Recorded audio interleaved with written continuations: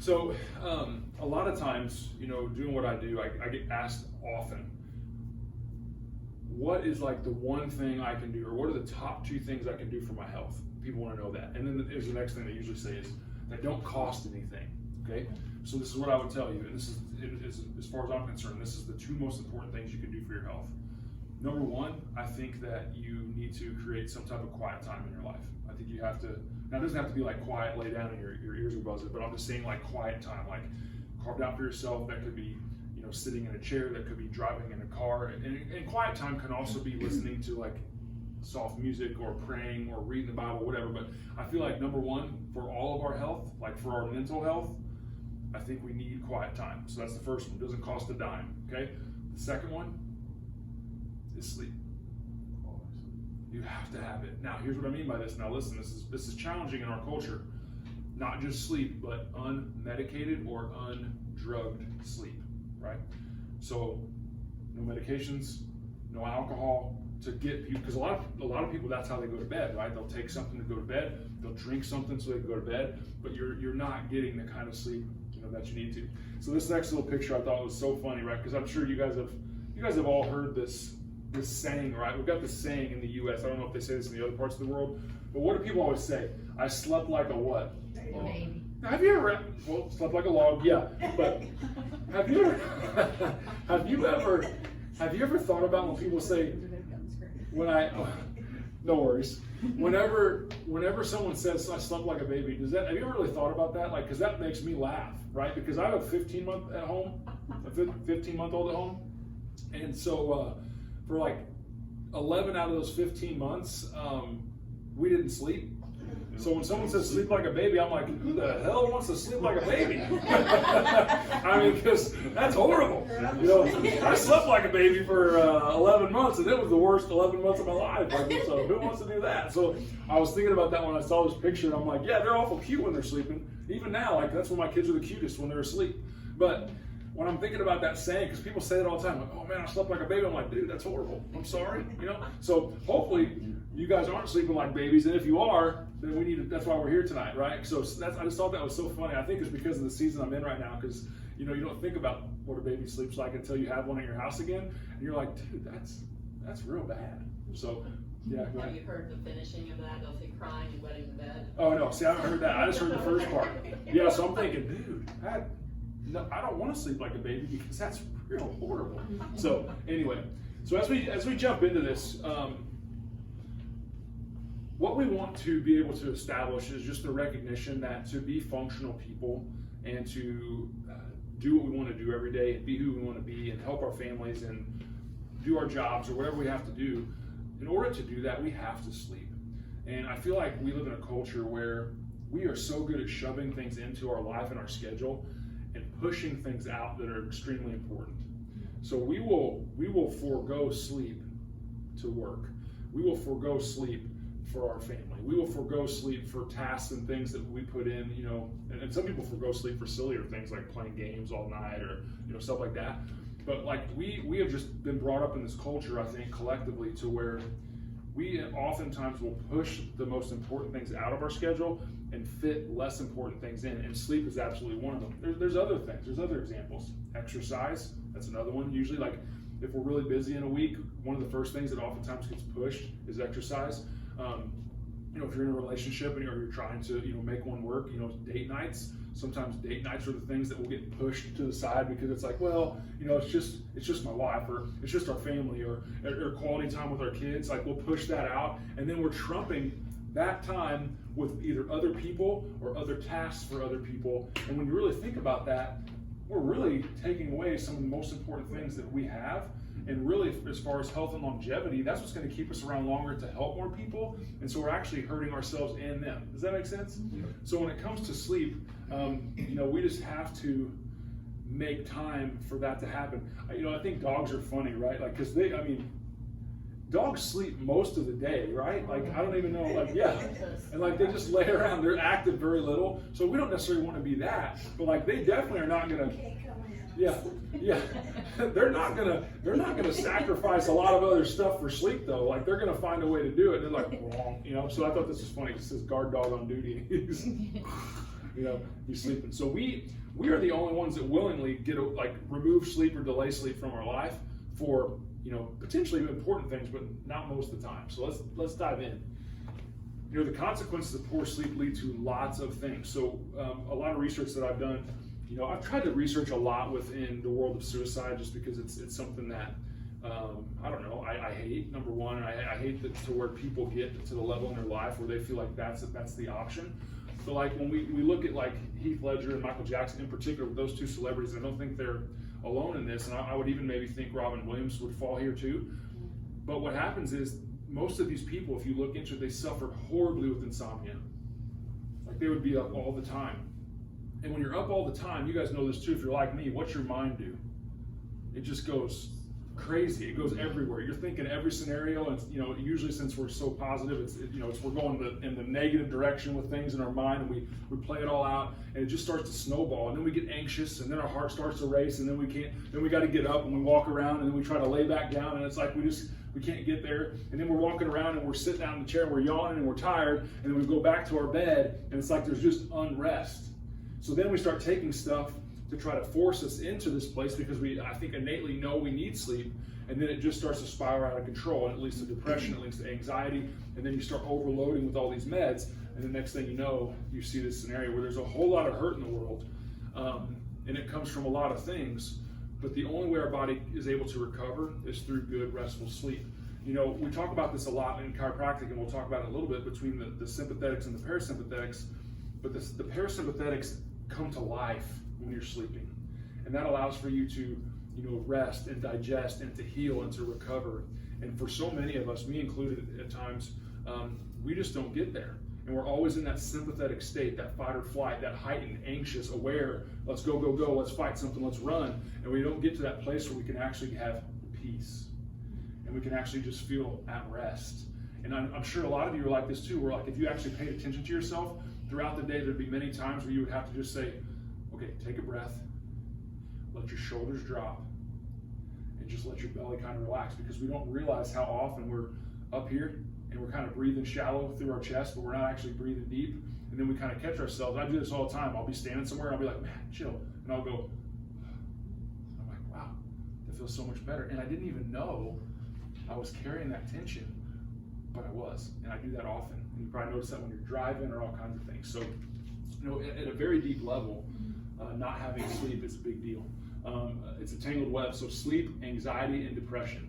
It's so crazy because these are so closely related, but then as you go into treatment, what you actually find is that these types of meds actually don't allow you to get there. So watch this. It says anxiety and depression are usually highly correlated with insomnia.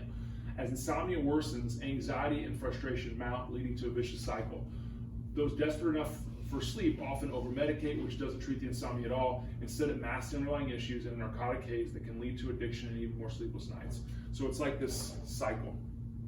It's this vicious cycle that we get into. It doesn't allow you to get into those deep stages of sleep that allow for that recovery. The effects of everyday poor sleep, poor performance, poor mental state, poorer health. And so there's lots of research on this, but this is again why I say this is one of the biggest things. If you can free your mind up a little bit each day with a little bit of quiet time or private time or blocked off time, and you can actually get recouped at night, you're going to be way, way better because of it, for sure. Okay, so 9 signs that will let you know you need better sleep. Number 1, blood pressure starts to increase or gets high. You're unable to focus or remember. You get frequent coughs or colds. You sleep late on the weekends. Your blood sugar is creeping up. You can't shed certain amounts of weight or pounds. You consume caffeine either most of the day or all of the day. You can't stop hitting snooze. You're irritable or moody, right? Anybody got any of those?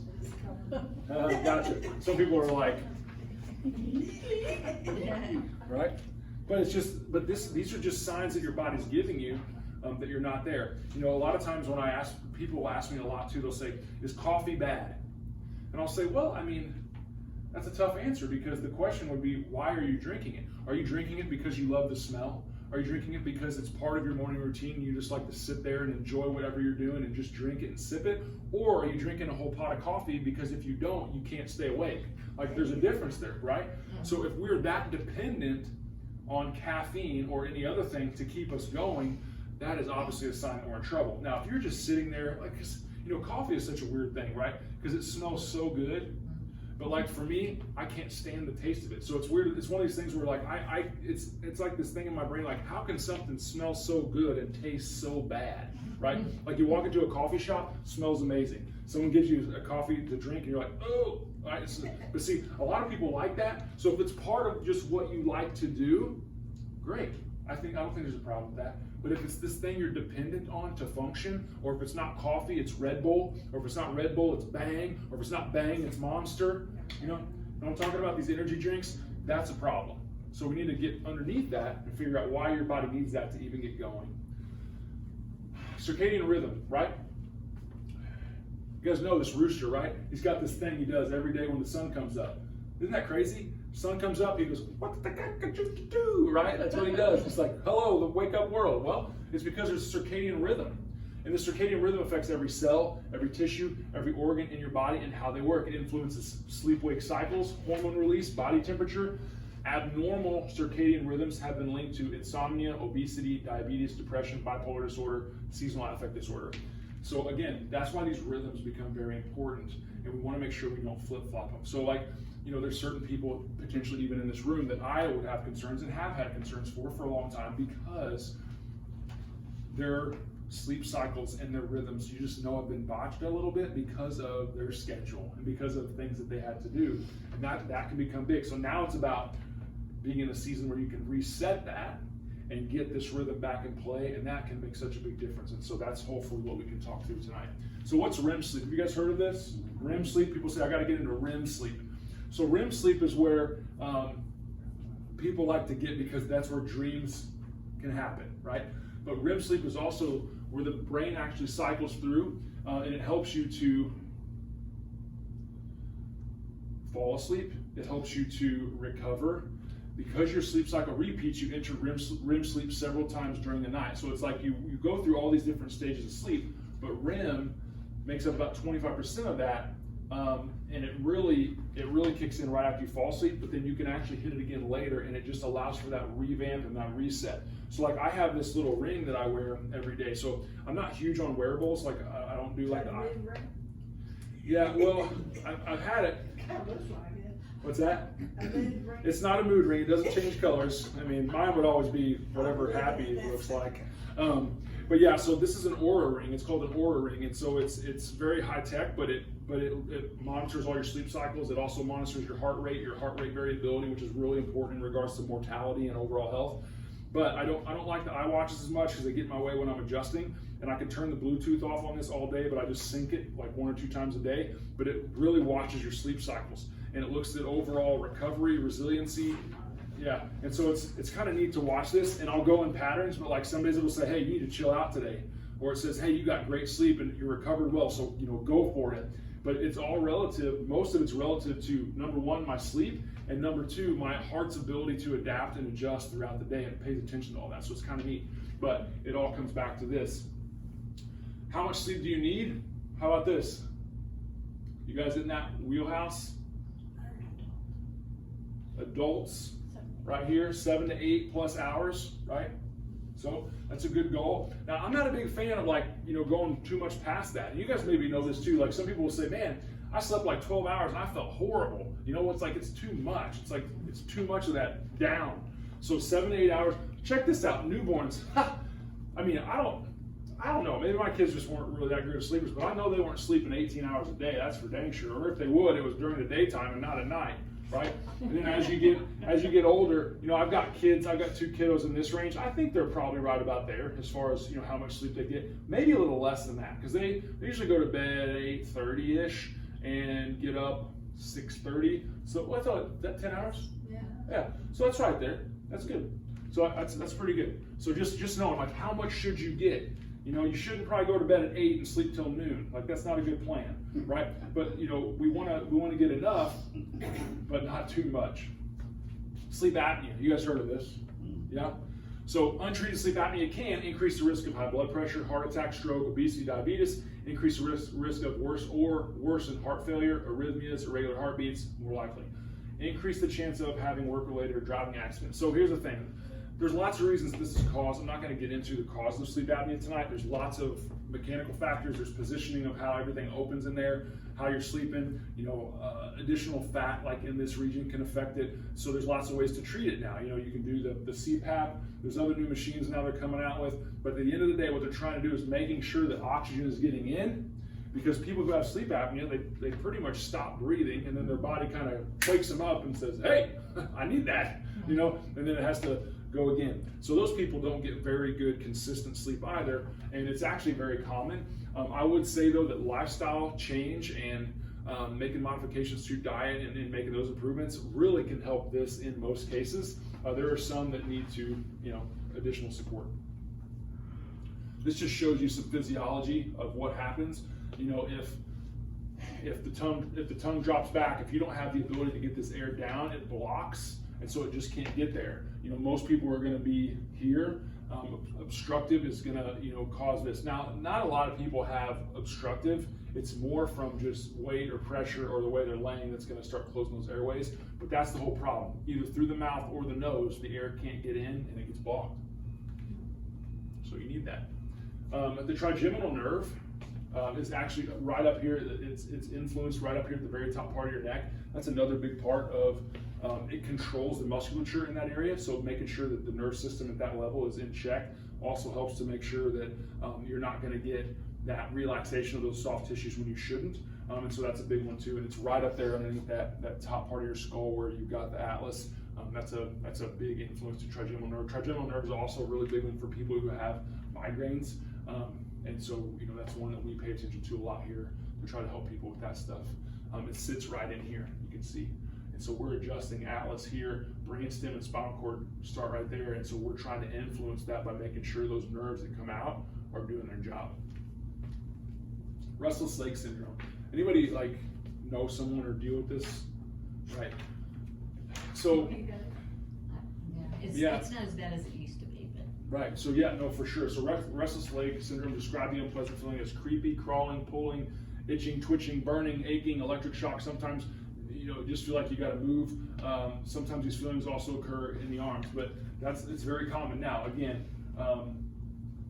there's a lot of reasons that can happen. A lot of it has to do with sympathetic dominance, which we were talking about earlier. A lot of it has to do with mineral deficiencies. Now, restless leg, trouble with sleep, trouble with bowels, trouble with headaches, all can be related to mineral issues too, especially magnesium. And so I just put that in here, but it's probably the most missed mineral. It relaxes muscles, it calms down and relaxes the CNS nervous system, which is what we're talking about with the parasympathetics and the sympathetics, and it decreases spasms related to mineral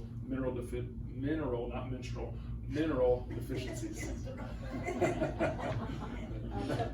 So you better say, Mr. David, you better up that magnesium. It's going to help with all the menstrual spasms. So anyway, we'll go ahead and stick with mineral, and we'll try not to go down that pathway tonight. Okay, that'll be another talk. that'll be another night. Yeah, we'll get to that later. Sleep and weight loss. Yeah. Sleep and weight loss resistance. This is a big one too. A lot of times people will hit these ceilings if they're trying to lose weight, and some of it is absolutely related to sleep. If you're what researchers call a short sleeper, measured by how long you sleep each night, usually 5.5 to 6 hours or less, you'll have trouble losing weight. It affects your hormones. It increases cortisol. It keeps you in that stress state where you're not going to be efficient. Your body, if it's in sympathetic dominance, you're going to hold on to fat and hold on to energy because it wants to have it in case you need it, right? Because in sympathetics, you don't know when the next meal is going to come. You don't know when you might need it, so you hold on to it, right? But if you're not there, you're much more likely to break it down and get rid of it. So sleep can actually affect weight loss too. It's crazy. And here you'll hear people too. A lot of times people who have trouble with their weight and sleep, guess what they do when they can't sleep? Eat. So what affects great sleep? So let's look at Bob here, right? This is Bob. So Bob, he just works a normal job, okay? He gets off work. On his way home from work, he just stops by the bar a little bit. He has a couple glasses of wine, and eats some of their little chips in the bowl. We can't do any of that right now because of COVID, but if they were there, he was eating those, and he's just hanging out. Then, after that, he goes home, and it's getting closer to bedtime, and he sits with his little sugar pie, and he's watching TV for a while, so he's getting all kinds of input there. And then, he goes into bed, and he can't figure out why he can't sleep real good. And he's tossing, he's turning, he's left side, right side, belly, back. And that's how he is all night long. Then he gets these insomnia, he can't sleep, so he gets frustrated, so he keeps powering through. And then the morning comes, and that's how he feels. Anybody ever felt like that? And then guess what he's got, right? He's got his coffee there, right? Because that's going to get him going. But this is what he really feels like. Or he wants to feel like that, right? But this is what he actually needs. So here's what happens. You know, there's several things that can affect our ability to get good sleep outside of the things we've talked about, and this is going to be more environmental things or lifestyle things. So let's go through these. Things that will promote sleep in our body is proper nerve supply, exercise, food choices, sleep position, bedding, light, room temperature, consistency, eliminating toxicity. So let's talk about a few of these because I don't know how many depth I get. So a couple things you guys mentioned, and we're the same. So number one, the temperature of the room. Ideal temperature for sleeping is 68, right? So we might need to do some things to just keep our room a little bit cooler.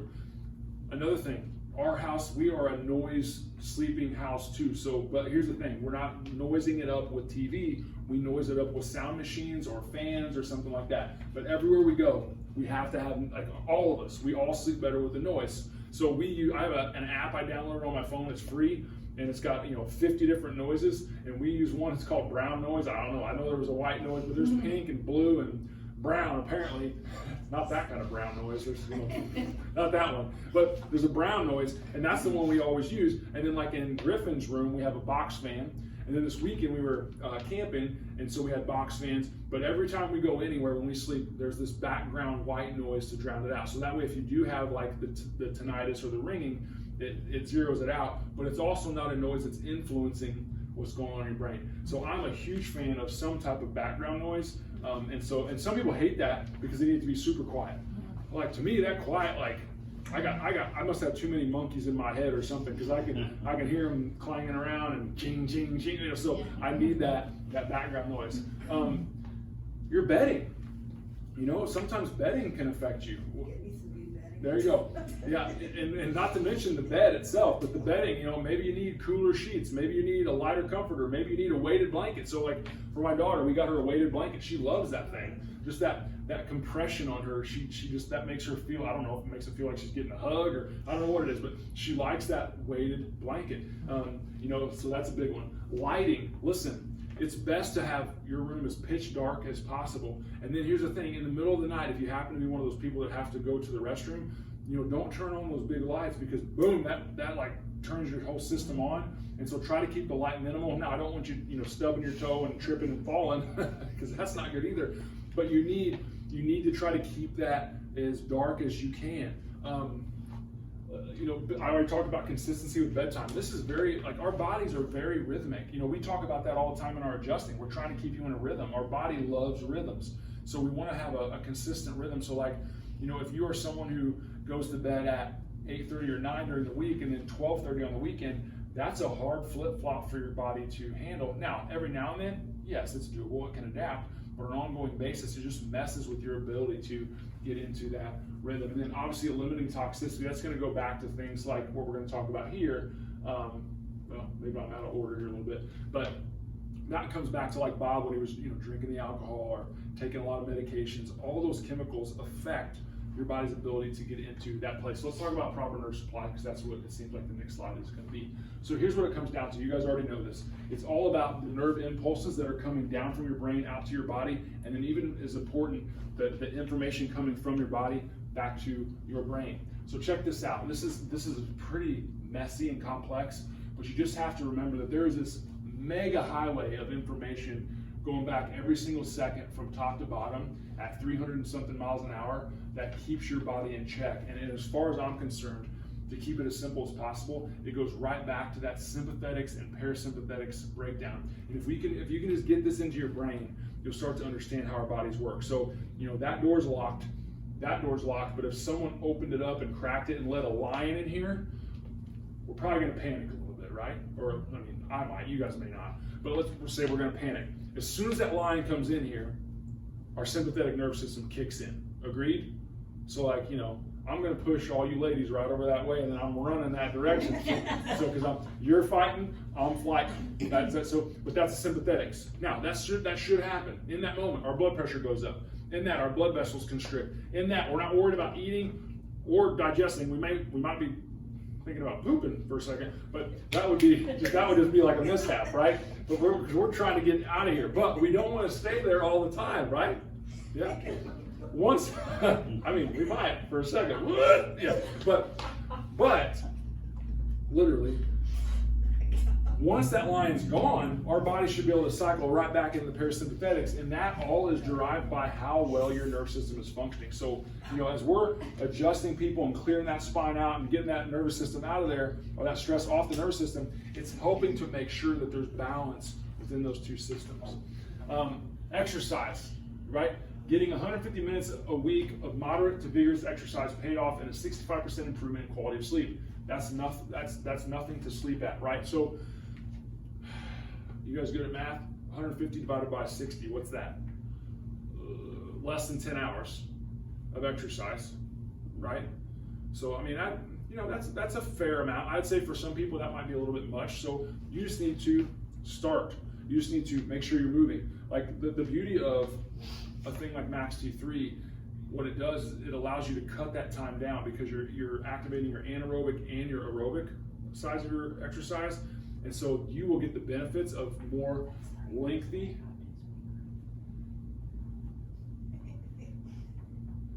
Yes, that's right. So that's not that bad, right? That's not that bad. That's not that bad. No. 30 minutes a day, 5 days a week. Yeah, so that's doable. But anyway, no, you're good. The burst training, so that would cut that down, and you're still going to get the same effects of that. But even at that, yeah, 30 minutes, 5 days a week is super doable. And if you're going to add sleep, you're going to feel more like exercising. So you may have to start this part of the cycle first, which sometimes is harder because you're not quite there mentally, but you just do it. But then once you do, you'll start seeing the benefits and you'll see the sleep happen. Elements of great sleep, good food choices. So here we go. Eliminate these things before bed, and preferably most of the time, but refined carbohydrates, real bad right before bed. It shoots your blood sugar up, it affects your insulin, your glucose, it causes this crash. It's like a fake crash. Caffeine before bed, most people know that. Some people it doesn't even affect. If you're one of those people where caffeine like at 10 p.m. doesn't even mess with you, that's a problem, right? Sugar, alcohol. Isn't this weird? Because a lot of times people feel like alcohol helps them get to a place where they can sleep, but it doesn't actually allow you to get into good sleep. So this is where I was talking earlier. I had a lady in here today, and she's taken 4 different medications to go to sleep. And I was telling her, like, even in that situation, when she gets to sleep, she's still actually not getting good sleep. So that's why she can take 4 medications, sleep for 8 hours, and wake up and feel exhausted because she didn't actually get recovery-based sleep. And so those types of things are high influencers. So just really watch. So again, when we start talking and breaking yourself down and thinking, man, I just don't get as good a sleep as I think I should, go back to that list, which I have on there, on that sheet. Go back to that list of things that you can control, and then think about these other things that you're putting in your body and try to maneuver them around in your day towards not having such an impact on your sleep. Elements of great sleep, so light and dark. Remember, the circadian rhythm, right? You need direct sun exposure during the day to keep it working well. You need your room pitch black at night, or as close to it as you can get it. So it's that flip-flop, That's why there's sun in the day, there's dark at the night. It just allows for that. So it's important. It's important for all aspects, but it really is as much as you control. And I know you can't have complete blackouts probably, but the more you can control the lightness and the darkness in your room, the better off you're going to be. Elements of great sleep with bedding. So make your bed.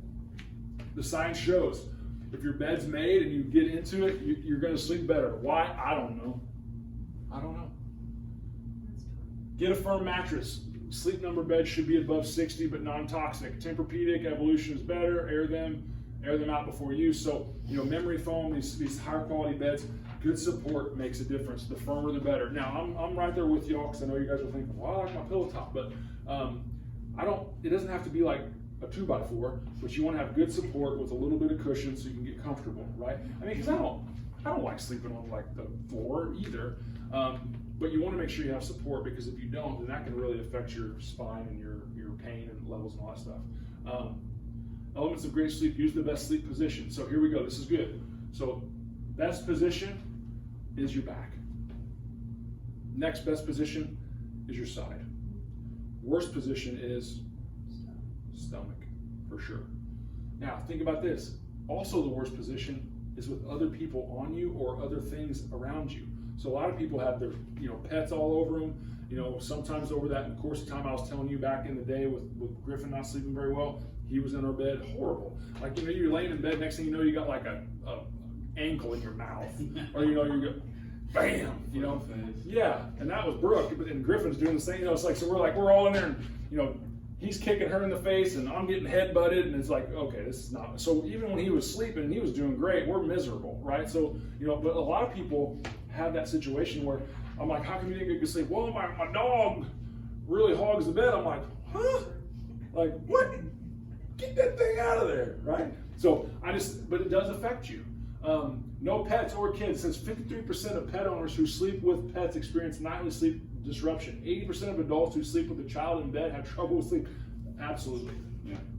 Absolutely. And I get it. I mean, I have really good friends and patients and people I know that they're all like with co-sleeping, and I don't want to get in that discussion. I'm not talking about if co-sleeping is good or not. I'm just saying, if you got people in your bed that shouldn't be there, you're not going to sleep as good. Can we at least agree on that? Now, if you think the benefit of sleeping together is better than sleeping good, that's all up to you. I'm not going to say that's right or wrong. I'm just saying, factually, as far as sleep goes, you'll sleep better if someone's not bumping into you, on top of you, whatever. Fair? Now, I know some of y'all like to cuddle and all that stuff. Well, get all that done and then go to sleep. You know what I mean? Just get it done. Lay down, do cuddling, and then go to bed. Yeah. Yeah. I mean, you just do it. And then go to sleep.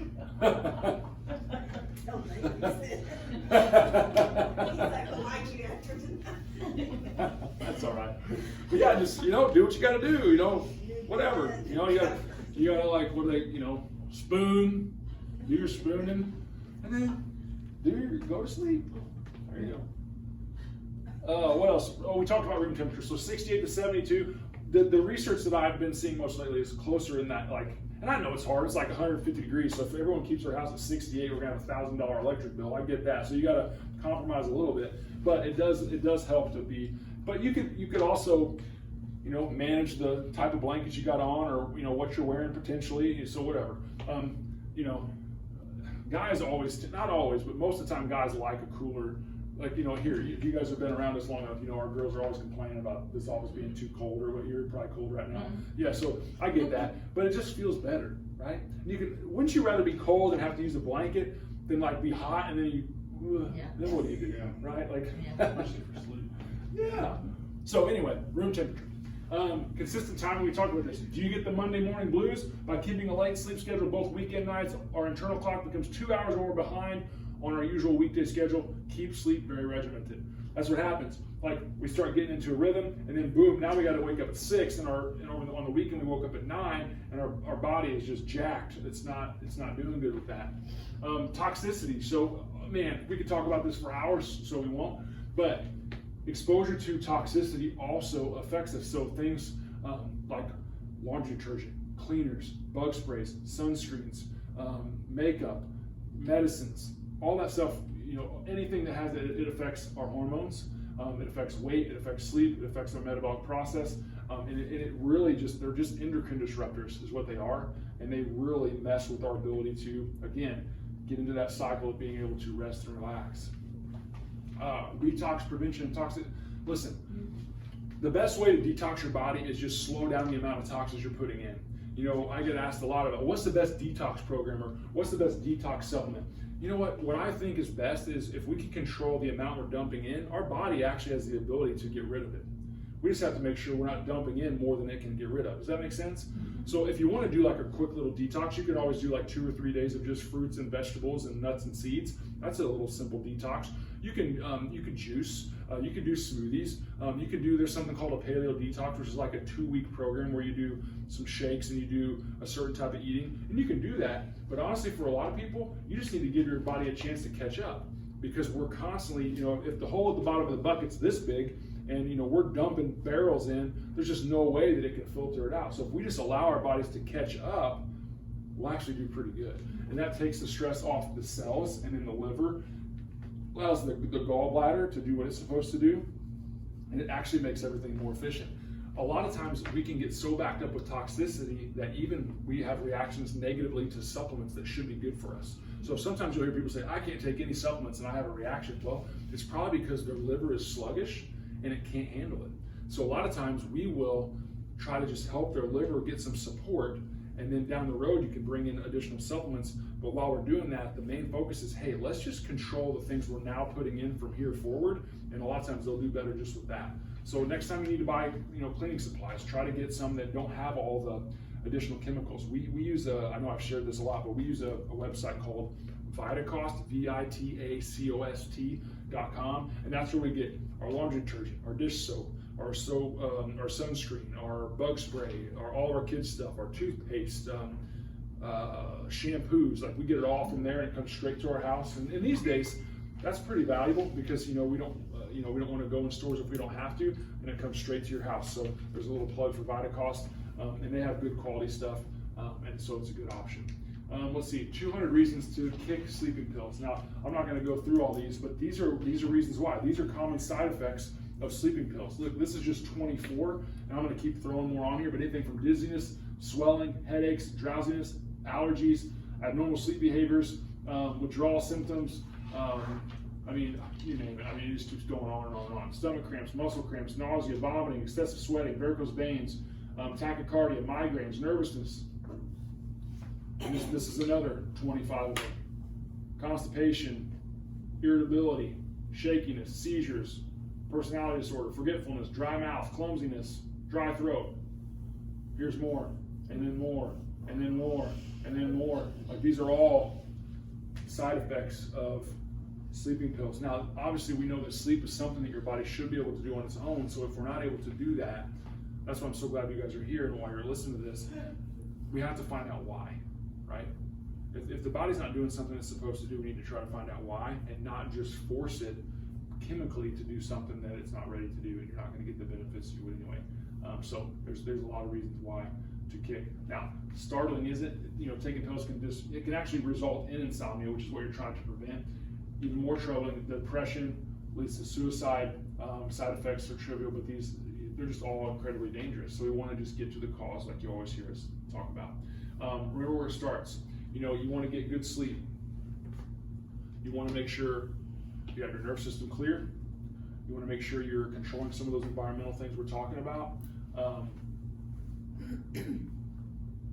We got some upcoming events. I'm going to grab another one of these sheets. I'm going to touch on some of these that I put on here because I know these would be good for some people that aren't here. So let's go through this just a little bit. I wanted to have some time to do this. So let's kind of recap. So when it comes to sleep, the main things that we're talking about that we can control are going to be things like this: proper nerve supply, right? We know this.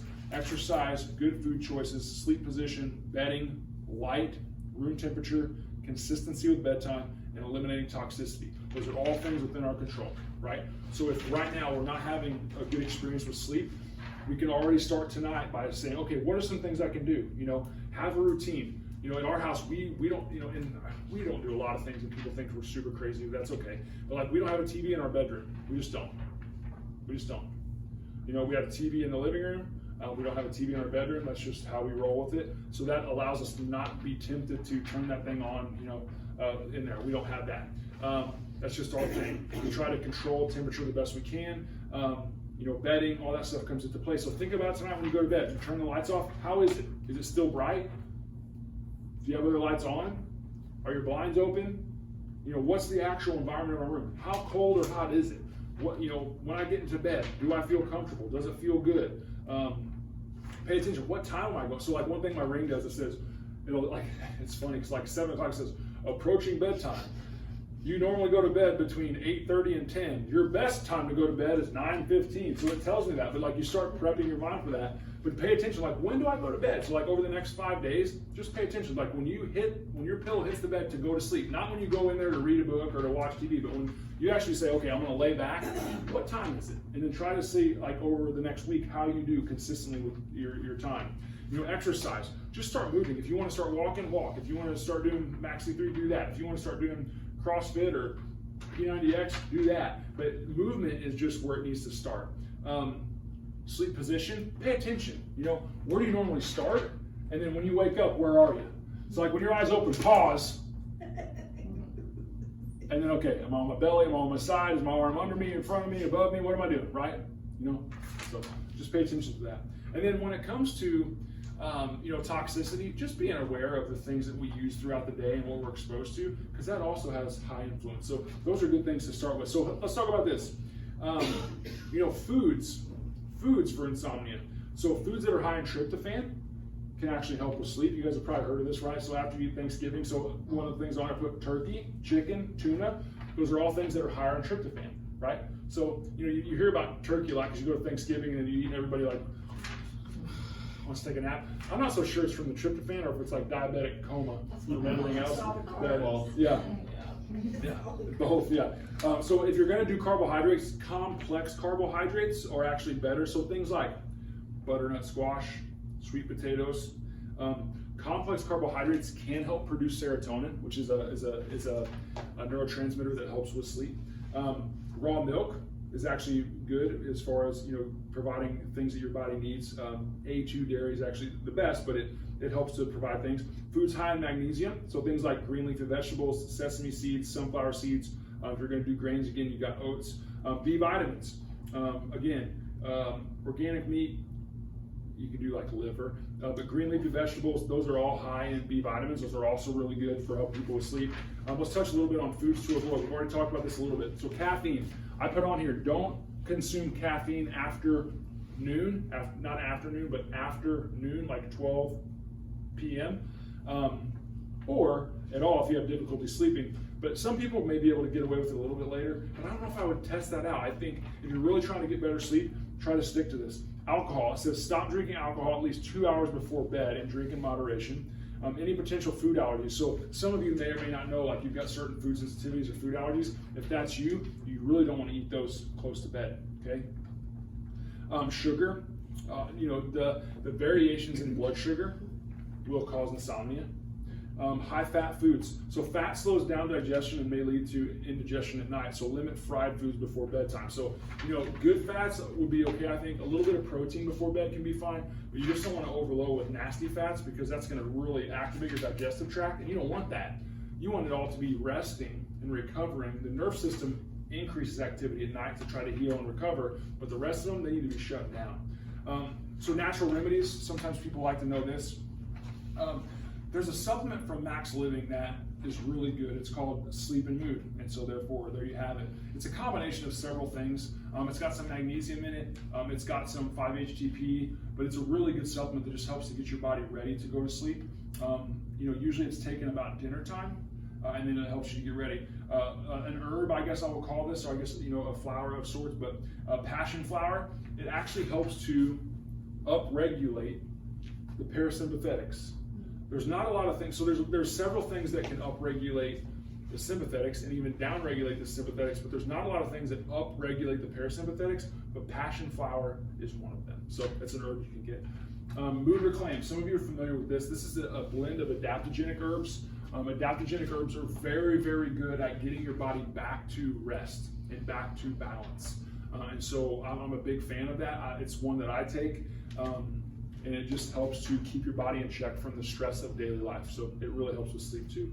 Magnesium, we talked about that already. On here I put 250 milligrams, but honestly, most people, somewhere between 500 and 800 milligrams, at least initially, is a good place to start. One way to know if you have too much magnesium in your daily regimen would be you will have loose stools. A lot of people, though, that have trouble with sleep also have a little bit of trouble with constipation. And so a lot of times the magnesium will help with that too. It's kind of a win-win. Take that before bed or not? Yeah. I would say maybe an hour or so before bed. I mean, you can take it anytime. You can take it in the morning, you can take it in the evening, you can take it in both. B vitamins in general, but B12 in particular supports cellular function deficiency, which can cause insomnia. And then I had a little bit of a note on here for essential oils that can be used for insomnia in regards to like diffusing them. Some people like to put them, on them, but like diffusing them in the room is good. And so lavender and chamomile, they're really good just for, again, relaxation and rest. And that's all part of creating that environment. When you go to sleep, you want to. For me, it's like I want to create an environment that's not chaotic. So that's why, and I'm not saying having a TV in your room is bad, but I will say this: if if the first thing you do when you wake up and the last thing you do before you go to bed is watch the news, you're not putting a lot of really good, like, oh, this is really gonna make me relax. Like right now, honestly, if I even turn the news on for like 2 minutes, it just aggravates me. So I don't want that going on. And I gotta watch too, like it doesn't even have to be news. It could be the face wipe or whatever else. Like you get on there and you're on the Facebook and you're swiping through, like that can get you just as aggravated as the news, and it does for me. So I got to watch how close to bedtime I do that stuff too. Because I can always talk about people watching TV and the news, and I don't really do any of that. And that sounds all cool for Dr. Matt, but I can get caught up in stuff on Facebook, and that's just as bad. So I have to like really guard my eyes and my mind, prior to bed. I've got my own routine that typically gets me distracted from everything else and allows me then to kind of feel like I'm at rest. I went through a season of my life where I really struggled with insomnia. I tried to memory manage everything, and so I was not good at writing things down, making lists, making reminders on my phone, and I just tried to memorize everything I had to do. And then I'd get home at night and I'd remember, and I'd forget, and I'd remember, and I was all night long, my brain was. So I finally started working with a coach that was talking to me about just in general how to plan my life better, and he made me get one of those old school. And I'm not talking on my phone. He actually wouldn't work with me until I went and bought one of those Franklin Covey like big planners. You know what I'm talking about? Like they had like the zip case and you open it up. And he had me like, I had to have it next to my bed. So like if something popped into my brain like during the night or before I went to bed, I would write it down to get it out of there. And then I wouldn't lose it. So now, our phones are kind of handy. So I've gotten away from the old, but I had that thing for like a year. It's this big old like clunky thing. And I would prioritize my tasks for the day and I would write stuff down. But now I moved that stuff to my phone, and it allows me to get it out of here. And I will tell you that since I've done that, my sleep has been so much better. But there was about a 10-month period where I wasn't hardly sleeping at all, and it was killing me. And I would try to go to bed, and I was like you, I'd be sitting out on the couch, and I had enough distraction around me, and I'd be tired, and then I'd go to bed when everything started to get quiet. Like I just could not shut it off, and most of it was because I just had all these things in my brain, and I was trying to memory manage everything, and you can't do that. And then I was stressing because I thought, oh, I know I was supposed to do something. What was it supposed to be? And I know I forgot to do that, or I was supposed to email this patient. So next thing I knew, I had to be able to have a place to download it, shut this off, and then I'm able to actually, do something else to get my mind focused on in a direction that's more relaxing or positive or whatever, and then I can go to sleep. And so for a lot of us, that may sound a little bit laborsome, but my goodness, there's such a difference between someone who's getting good, consistent, restful sleep and when you're in a time in your life when you're not.